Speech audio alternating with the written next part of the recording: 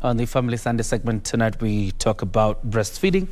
And I'm in studio with Leila Adhiambo, who is the Deputy Head, the Division of Nutrition and Dietetics at the Ministry of Health. Leila, karibu sana. Thank you very much.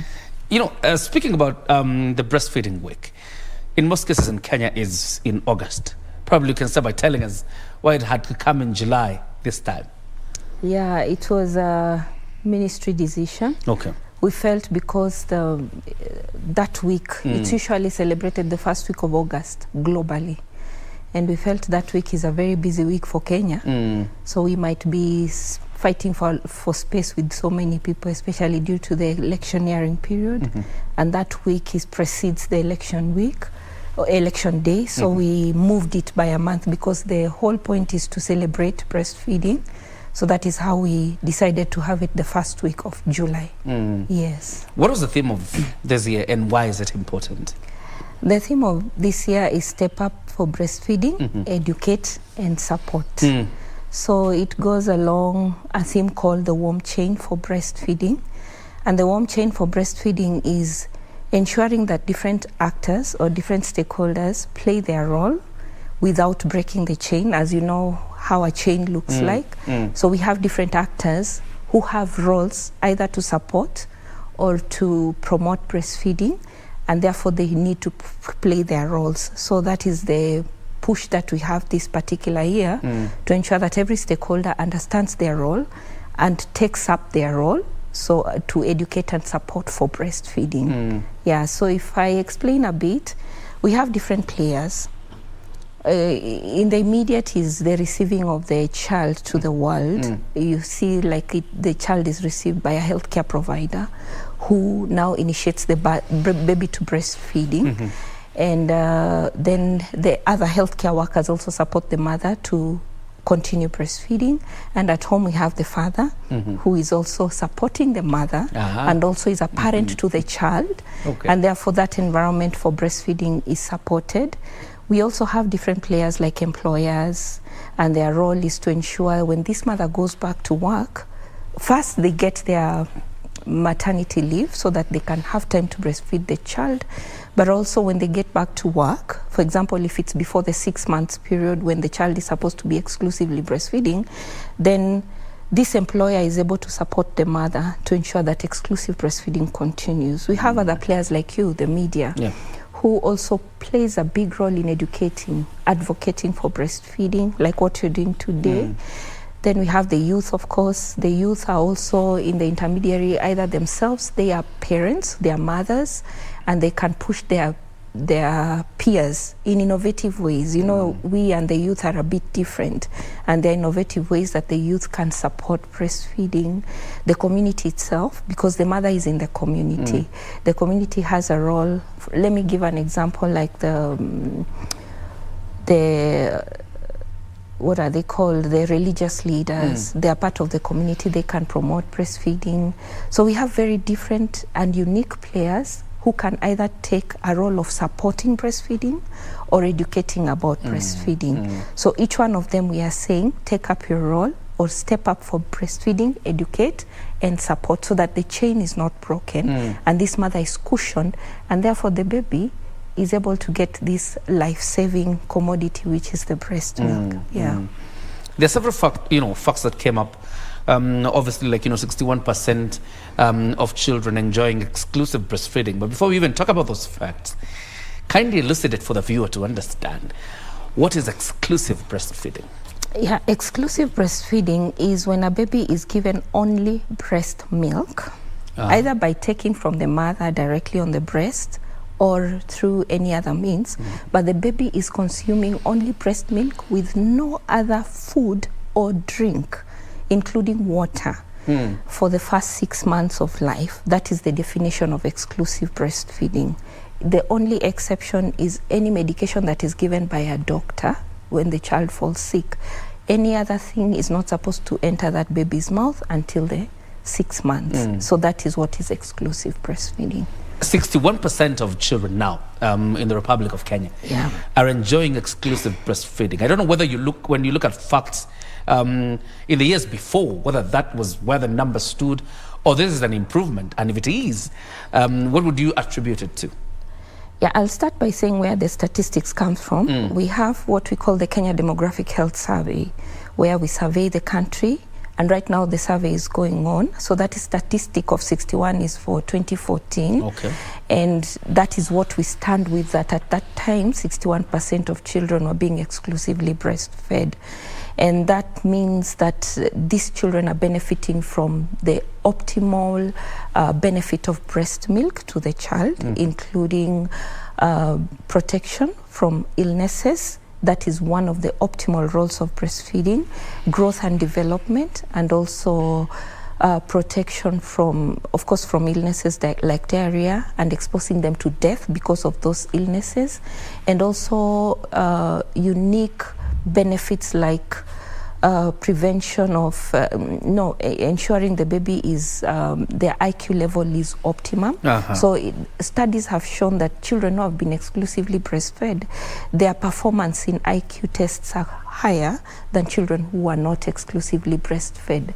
And we have these benefits as evidence from scientific follow-up, including benefits up to later stages in life, like children who are exclusively breastfed have reduced risk of cancer, reduced risks of diabetes, and reduced risks of being overweight and obesity.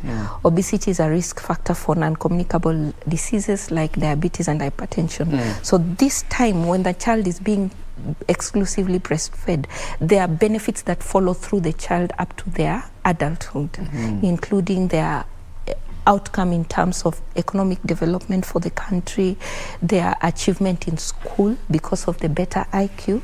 So these are some of the things that we say these 61% of children are bound to benefit along their lifetime, immediately during the time when they are being exclusively breastfed, but long-term benefits like what I have mentioned. Yeah, so the 39%, it means that there's some mix-up. Either this child is being given fluids like water, or so the child is still being breastfed, but is being given other food commodities like fluids, like drinks, like food, semi-solid or solid food. Then that means you have broken the cycle of exclusive breastfeeding. So it doesn't mean that that child is not being breastfed, but it's not exclusive breastfeeding. Yeah. Talk about, and I think as I was sharing this topic with some of my colleagues in the newsroom, some of them would actually raise the aspect of those lactating mothers who do not either produce enough milk for the baby or simply just can't. What options do they have from where you sit? Yeah, what we say about breastfeeding, it's a natural instinct. It is the way God made any creature, that actually the first source of nourishment is breast milk, including animals. So it's very natural and very possible for every mother to breastfeed. So yes, there are some times when the mother is not getting enough milk. It's not that the mother does not have, it is more of these issues we are calling supporting. The mother does not know how to do it. So that is where we come in with this component of educating and supporting.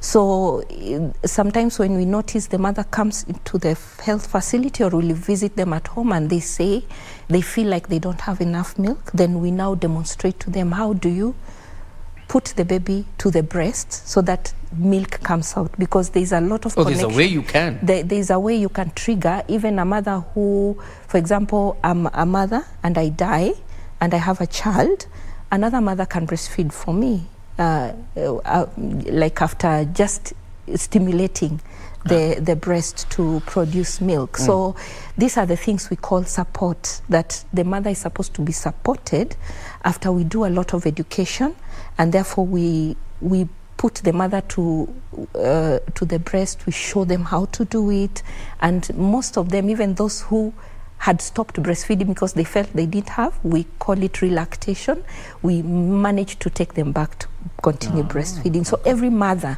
that is the message, every mother can breastfeed and should breastfeed. So it's only in very unique circumstances when maybe the baby's mother has died, that's when we say it is not possible maybe for that circumstance, but any mother can breastfeed. What would you say to those who settle for milk formula, when they realize they have a problem in terms of producing milk for the baby? Yeah, and that's now why the theme of this year is very critical, because it seems like that chain was broken at some point, because every healthcare worker is trained to support the mother to breastfeed. Okay. We are trained to support the mother to breastfeed, and the mother is supposed to go into a community that is trained to receive her, to support her to breastfeed.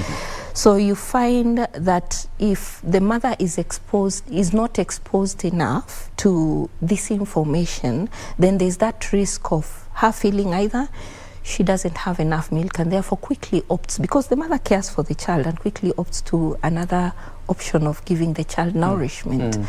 So those instances exist, but we are actually out here to say that actually these children are losing out from the benefits I have actually alluded to, because the alternative, for example, milk from the cow, is not built to be for the infant. You see, this child who is just getting out of the world, the milk from cows is not really suitable for them because of the level of the type of protein that it has, and the type of oil or fats that it has. It makes it quite very hard for the baby to digest, and therefore it now puts the baby at quite some unique risks that were unnecessary. And the other problem is that these ones don't have immunity. Remember, when the child is born, they're not born with immunity. Either their immunity has not grown to the optimum, or they don't have they have minimal immunity. So the breast milk is the one that has immunity, builds the immunity of the child. So if you deny breast milk to the child, you're actually exposing them to infections, because now if any infection comes from the outside world to the baby, then the baby has easy risk of losing life or just getting into illnesses that were unnecessary. You see, like you and me, our immunity has been built because we are past the age of 5 years. But this child who has just been born, the immunity is very low. And that is how it is built from the breast milk of the mother. So that is why we say that let this mother be supported, let this mother be given the correct information to choose to breastfeed. Let there be no undue influence, because that is how the mother was created, to give nourishment to the child in this initial stage of the child's life. And we call this stage the window of opportunity. We call it 1,000 days. That is, since the child was conceived up to 2 years of age. That is the time when you can give the maximum impact of a child that will impact the rest of their life. So one of the first is the first 6 months of life, exclusive breastfeeding, including play and stimulation. So that is how the father comes in with the support. The father can play with the child and therefore build the brain of the child. And breast milk again adds to this and builds the brain of the child. So these players make the baby be in an environment where the window of opportunity is taken advantage of and the baby is getting maximum support. All right, I'm under pressure to wind up, but I have a quick one. Yes. There is a law that requires employers now to designate a particular point where lactating mothers can actually go with their children. As the Ministry of Health, what is the uptake rate or conformity when you look at it very quickly? Yeah, we are, the law is about the workplace support for breastfeeding, Article 71 and Article 72 of the Kenyan Constitution. And this we expect all employers. It has several points, including making sure the mother gets the leave time that they need to have. The fathers get leave so that they can be able to support the baby. So as government, of course, as we comply 100%, so as government employees, we are giving that support to the mother, including flexi hours. So we have had, because of a lot of support, communication with employees and corporates, we have had very good embracing of the law. Many employees are giving optimum time, flexi hours. The mother can go back and come. Some are building workplace support, the lactation stations for mothers, where babies can come in. We have organizations like that. The mother can work with the baby around. And the uptake is quite good. So we are happy so far, and we're encouraging other employers also to do the same for the working mothers. All right. Yes. Leila Adhiambo, it's been a pleasure speaking to you. And obviously we hope we can get you again. Unfortunately, by the time August comes, we'll be getting to the elections. Yes. But we can maximize on this week and spend a lot of information, obviously, to the lactating mothers and every stakeholder when it comes to issues of breastfeeding. Thank you very much for gracing us with your presence. Thank you very much. It was my tonight. pleasure. This is how we end Sunday Express. Great thanks to our sign language interpreter and the team that has been in charge of a bulletin. My name is John Jacob Curia. Have yourself a fantastic week ahead.